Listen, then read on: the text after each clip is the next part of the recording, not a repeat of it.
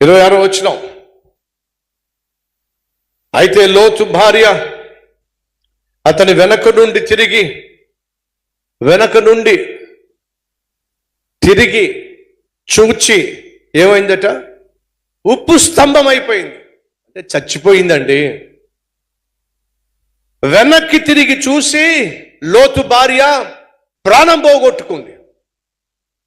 జాగ్రత్త సహోదరా, సహోదరి, పాత సంవత్సరాన్ని విడిచిపెట్టేద్దాం, రోత జీవితాన్ని విడిచిపెట్టేద్దాం, మళ్ళా వెనక్కి తిరిగి చూసే ప్రయత్నము చేయొద్దాం. మీరు ఎప్పుడైనా కుక్కను చూసారా? కుక్కకున్న తత్వం ఏమిటో తెలుసా? ఆవురు మంటూ తినేస్తాయి. గిన్నెలో ఎంత అన్నమైనా పెట్టండి, క్షణాల్లో మింగిపడేస్తాయి. కొంతమంది తింటారు, కొంతమంది బొక్కుతారు. బొక్కటం అంటే నోట్లో పెట్టేసి మింగేస్తా ఉంటారు. కుక్క ఏం చేస్తుందో తెలుసా? బొక్కేస్తుంది. ఇలాగా బొక్కేస్తుంది.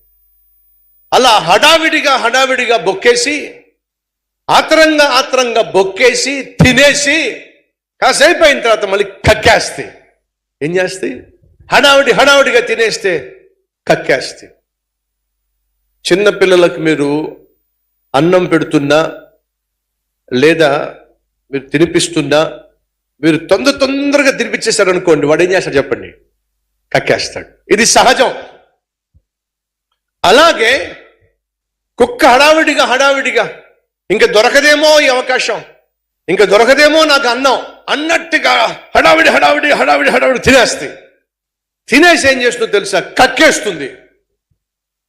కక్కేసిన తర్వాత కుక్క ఏం చేస్తుందో చెప్పండి? కక్కేసి మళ్ళీ కక్కిందే మళ్ళీ చక్కగా తింటది. దీన్ని ఏమంటారు చెప్పండి?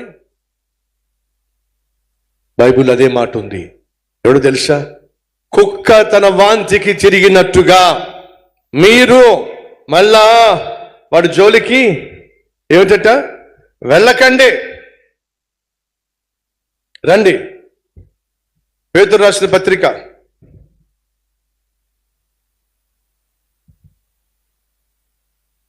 2వ పత్రిక 21వ వచనం.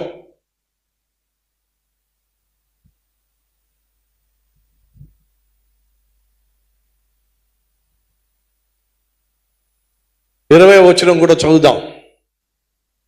వారు ప్రభువును రక్షకుడైన యేసు క్రీస్తు విషయమై అనుభవము చేత ఈ లోక మాలిన్యములను తప్పించుకొని తరువాత అడుగుతున్నా, ఈరోజు మనలో ఎంతమంది క్రీస్తును సొంత రక్షకునిగా అంగీకరించారో చేయి చూపిస్తారా?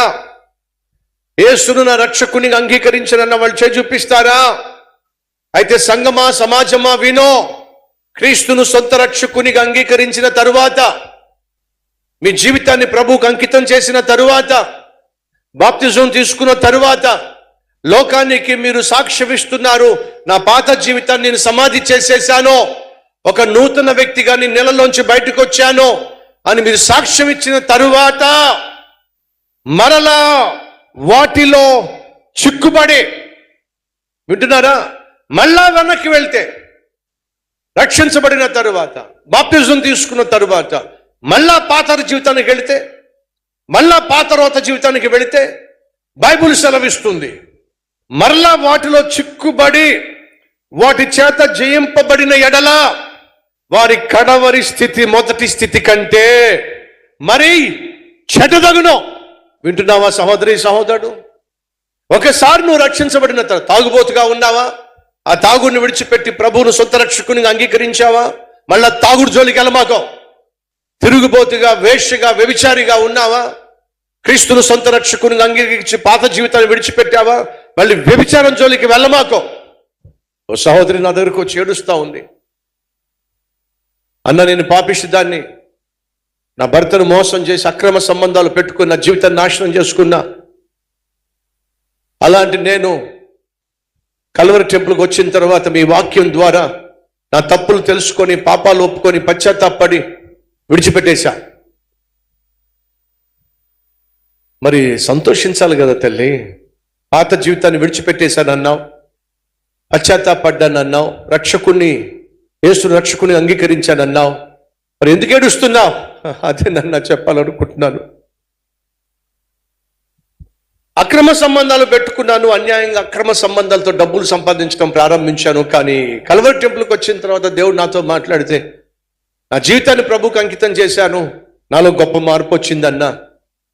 నాలో వచ్చిన మార్పు చూసి నా భర్త కూడా చాలా సంతోషించి నీతో పాటు నేను కూడా కల్వరి టెంపుల్కి వస్తానని చెప్పి నాతో పాటు రావడం మొదలు పెట్టాడన్నా.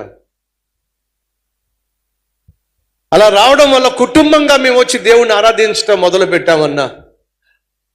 రక్షించబడ్డాను, బాప్తిసం తీసుకున్నాను, సాక్షిగా జీవించాలని ఆశపడ్డాను, నా భర్తను కూడా మందిరం నడిపించుకున్నాను. ఏమైందో ఏమోనన్నా, మళ్ళీ సైతాన్ వచ్చి నన్ను శోధించాడన్నా. నేను మళ్ళా వెనక్కి ఎవరితో ఒకరితో అక్రమ సంబంధం పెట్టుకున్నాను. అది కాస్త మా ఆయన చూసేశాడన్నా.